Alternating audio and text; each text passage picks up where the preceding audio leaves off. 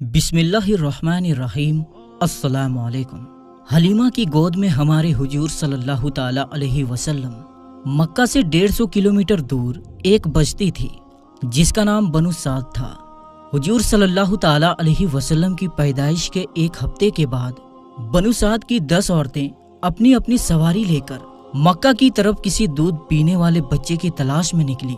اس زمانے میں عورتوں کے لیے روزی کا یہی ایک ذریعہ تھا کہ وہ عورتیں مالدار گھرانوں کے بچوں کو اپنے گھر لا کر انہیں دودھ پلاتی، اور پھر جب وہ بچے تھوڑا بڑے ہو جاتے تو انہیں ان کے ماں باپ کو واپس کر آتی، اور اس کے بدلے میں ان بچوں کے ماں باپ دودھ پلانے والی عورت کو بہت زیادہ پیسہ اور تحفے دیتے تھے۔ اسی امید میں بنو سعد کی 10 عورتیں مکہ کی طرف اپنی اونٹنیاں لے کر چلی۔ انہی عورتوں میں حضرت حلیمہ سعدیہ بھی تھی۔ حضرت حلیمہ سعدیہ کے گھر بہت زیادہ غریبی تھی۔ ان کے شوہر کو کوئی کام نہ ملتا، پھر بکری چرا کر انہی کے دودھ پر دن رات گزارا ہوتا تھا۔ حلیمہ سعدیہ کے گھر میں ایک اونٹنی بھی تھی، لیکن وہ بہت زیادہ کمزور ہو چکی تھی، کیونکہ بنو سعد قبیلے میں گھاس بھی بہت کم اگتی تھی، اس لیے جانوروں کو بھی صحیح سے چارہ نہیں مل پاتا تھا۔ حلیمہ سعدیہ اپنی اسی کمزور اونٹنی کو لے کر مکہ کی طرف ان 10 عورتوں کے ساتھ چل پڑی، تاکہ انہیں بھی کوئی دودھ پیتا بچہ مل جائے، جس کی وجہ سے ان کے گھر میں بھی 4 پیسے آنے لگے۔ حلیمہ سعدیہ کے ساتھ ان کا ایک دودھ پیتا بچہ اور ان کے شوہر تھے۔ ان عورتوں کی اونٹنیاں طاقتور تھیں، اس لیے وہ بار بار حلیمہ سعدیہ کی اونٹنی سے آگے نکل جاتی، اور پھر دور جا کر ان عورتوں کو ایک جگہ پر رکنا پڑتا، تاکہ حلیمہ سعدیہ کی کمزور اونٹنی بھی دھیرے دھیرے ان کے پاس پہنچ جائے اور ساری عورتیں ایک ساتھ مکہ پہنچیں۔ ان عورتوں کو بار بار حلیمہ سعدیہ کے لیے رکنا پڑتا تھا، اس لیے آخر ان عورتوں نے حلیمہ سعدیہ سے کہا کہ اے حلیمہ، تمہاری وجہ سے ہمیں بار بار رکنا پڑتا ہے، دھوپ بھی بہت تیز ہے، اس لیے اگر تم اجازت دو تو ہم نکل جائیں اور تم دھیرے دھیرے اپنی اسی اونٹنی سے آتی رہنا۔ حلیمہ سعدیہ بیچاری اس وقت کیا جواب دیتی؟ انہوں نے کہہ دیا کہ ہاں ٹھیک ہے، تم لوگ میری وجہ سے پریشانی مت اٹھاؤ، جاؤ تم سب نکل جاؤ، میں اپنے شوہر کے ساتھ دھیرے دھیرے آ رہی ہوں۔ 2 دن سفر کے بعد یہ 9 عورتیں پہلے ہی مکہ پہنچ گئی، اور مکہ میں جتنے بھی مالدار گھرانے تھے ان کے گھروں سے کوئی نہ کوئی دودھ پینے والا بچہ لے لیا۔ روایتوں میں آتا ہے کہ یہ 9 عورتیں سب سے پہلے ہمارے حضور صلی اللہ تعالی علیہ وسلم کے گھر آتی۔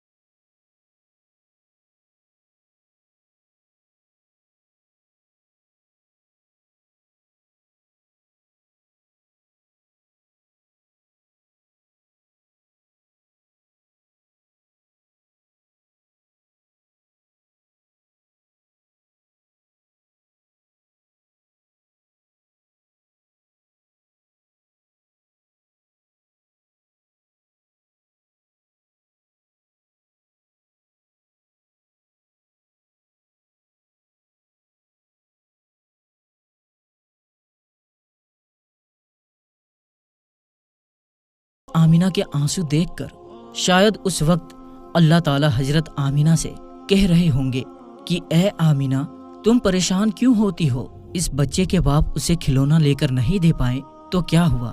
اس بچے کی تو ایسی شان ہوگی کہ میں آسمان کے چاند کو اس بچے کے لیے کھلونا بنا دوں گا، اور وہ انگلیوں کے اشارے سے چاند کے 2 ٹکڑے کر دے گا۔ اے آمینہ، اس بچے کے باپ اسے کیا بازاروں کی سیر کرواتے؟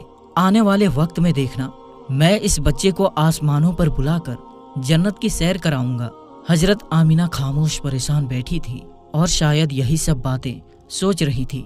حضرت عبد المطلب کو بھی جب اپنے پوتے کے بارے میں یہ خبر معلوم ہوئی کہ کسی عورت نے بھی میرے پوتے کو قبول نہیں کیا ہے، سب نے لینے سے انکار کر دیا ہے، تو ان کے بھی دل پر ایک چوٹ لگی، اور دل ہی دل سوچنے لگے کہ اے کاش میرا بیٹا عبداللہ زندہ ہوتا تو آج میرے پوتے کو یہ دن نہ دیکھنا پڑتا۔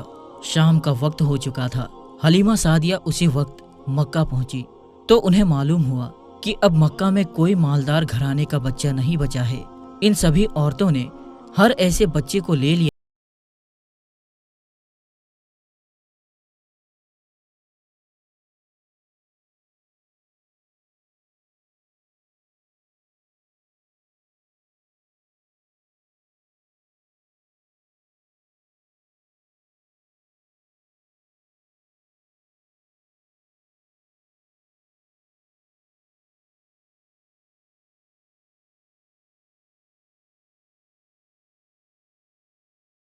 جب اس بات کی خبر ہوئی کہ بچہ یتیم ہے اور اس کا باپ نہیں ہے تو لینے سے انکار کر دیا اور واپس چلی گئی۔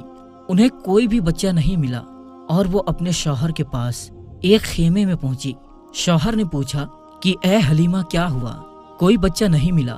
حضرت حلیمہ نے جواب دیا کہ نہیں، ہم دیر سے پہنچے اس لیے مکہ کے سارے بچے ان عورتوں نے لے لیے اور میری قسمت میں شاید کوئی بھی بچہ نہیں ہے، لیکن ہاں ایک گھر میں گئی تھی تو وہاں ایک یتیم بچہ تھا، اس کا باپ مر چکا ہے، تو اس سے ہمیں کیا ملے گا؟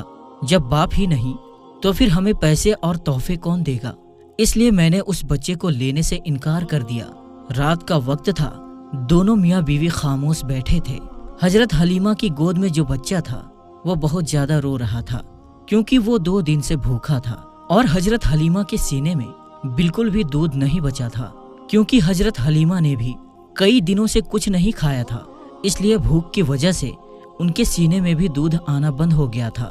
اچانک خاموشی توڑتے ہوئے ان کے شوہر نے اپنی بیوی حلیمہ سے کہا کہ اے حلیمہ، ویسے بھی ہمیں کوئی بچہ نہیں ملا ہے اور ہم اتنی دور کا سفر کر کے مکہ آئے ہیں، کل صبح ہمیں واپس جانا ہے، اس لیے میں مناسب سمجھتا ہوں کہ تم جاؤ اور اسی یتیم بچے کو لے کر آؤ۔ چلو ہمیں کچھ پیسے نہیں ملیں گے تو کیا ہوا، کم سے کم اللہ کی طرف سے کچھ ثواب ہی ملے گا کہ ہم نے ایک یتیم بچے کو پالا۔ خالی ہاتھ گھر لوٹتے ہوئے مجھے اچھا نہیں لگ رہا ہے۔ حضرت حلیمہ نے کہا کہ بات تو آپ صحیح کر رہے ہو، ٹھیک ہے، میں ابھی جا کر اس بچے کو لے آتی ہوں۔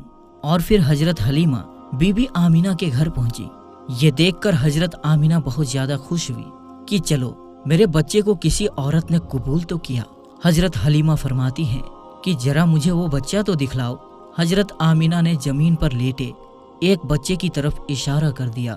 اس وقت حضور صلی اللہ تعالی علیہ وسلم کے اوپر ایک کپڑا پڑا ہوا تھا۔ حضرت حلیمہ نے جیسے ہی وہ کپڑا ہٹا کر ہمارے حضور کا چہرہ دیکھا تو ان کا دل دھک سے ہو گیا۔ حضور صلی اللہ تعالی علیہ وسلم نے مسکراتے ہوئے حضرت حلیمہ کی انگلی پکڑ لی۔ ایسا خوبصورت بچہ اور اس کی اتنی پیاری سی مسکراہٹ دیکھ کر حضرت حلیمہ خود پر قابو نہ کر سکی اور اس بچے کو گود میں اٹھا کر سینے سے لگا لیا اور اسے پیار کرنے لگی۔ بچے کو سینے سے لگاتے ہی حضرت حلیمہ کو ایسی ٹھنڈک محسوس ہوئی کہ جو انہیں ساری زندگی میں نہیں مل سکی۔ پھر حضرت حلیمہ نے کہا کہ میں اس بچے کو ضرور لوں گی۔ حضرت آمینہ نے خوش ہو کر عبد المطلب کو بلوایا اور کہا کہ ایک عورت بچے کو لینے آئی ہے۔ یہ سن کر عبد المطلب بھی خوش ہوئے اور جلدی سے گھر پہنچے۔ حضرت حلیمہ سے پوچھا کہ تو کس قبیلے سے ہے؟ تو انہوں نے جواب دیا کہ بنو سعد سے ہوں۔ پھر پوچھا کہ تیرا نام کیا ہے؟ تو فرمایا کہ میرا نام حلیمہ سعدیہ ہے۔ یہ سن کر حضرت عبد المطلب نے خوش ہو کر کہا کہ واہ بھائی واہ، نیکی اور سادگی ایک ساتھ جمع ہو گئی۔ انہوں نے حضرت حلیمہ کی تعریف کی اور پھر فرمایا کہ تم میرے بچے کو لے جا سکتی ہو۔ حضرت حلیمہ جب بچے کو لے کر آگے بڑھنے لگی تو رک کر آمینہ سے کہا کہ اے آمینہ، میں دیہات میں رہنے والی ہوں، میں نے آج تک اس جیسا خوبصورت بچہ دیہاتوں میں نہیں دیکھا۔ حضرت آمینہ نے کہا کہ اے حلیمہ، تم دیہات کے رہنے والی ہو اور میں شہر کی رہنے والی ہوں، میں نے آج تک اس جیسا بچہ شہروں میں نہیں دیکھا۔ حضرت عبد المطلب پاس کھڑے تھے۔ انہوں نے کہا کہ اے حلیمہ، تم نے دیہات میں ایسا خوبصورت بچہ نہیں دیکھا، اور اے آمینہ، تم نے شہروں میں ایسا خوبصورت بچہ نہیں دیکھا، اور میں ملکوں کا سفر کیا کرتا ہوں، میں نے ملکوں میں ایسا خوبصورت بچہ نہیں دیکھا۔ اگر اس وقت حضرت جبریل موجود ہوتے تو شاید وہ یہ کہتے کہ اے حلیمہ، تم نے دیہاتوں میں ایسا خوبصورت بچہ نہیں دیکھا، اور اے آمینہ، تم نے شہروں میں ایسا خوبصورت بچہ نہیں دیکھا، اور اے عبد المطلب، تم نے ملکوں میں ایسا خوبصورت بچہ نہیں دیکھا، اور میں جبریل ساری دنیا کا چکر لگاتا ہوں، میں نے ساری دنیا میں ایسا خوبصورت بچہ نہیں دیکھا۔